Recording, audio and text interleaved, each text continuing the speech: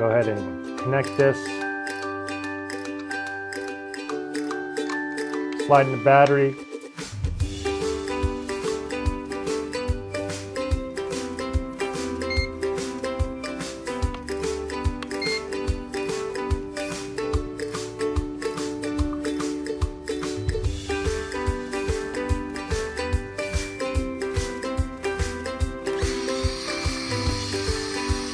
Once you download that, you can just open that up.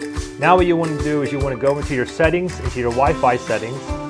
And then once you're here, you want to go ahead and tap on Wi-Fi. And take note, guys, this has nothing to do with your Wi-Fi network or internet connection.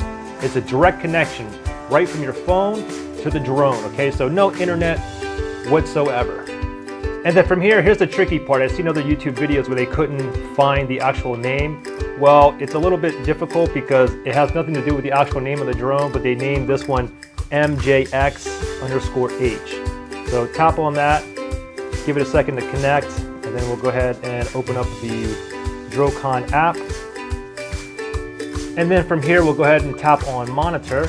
And right now you can see the FPV front person view is working right now. All right guys, so I got the FPV up. Go ahead and fire this bad boy up.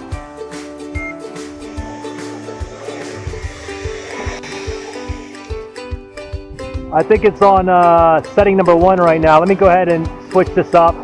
Or you know what, let me wait. Okay, so looks like it's on setting 1. It's flying like a little bit slow here.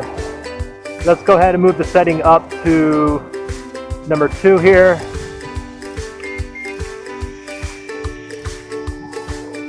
Okay, now it's flying a little bit faster now. Whoa!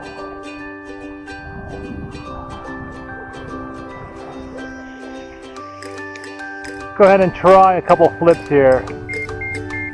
Oh, nice.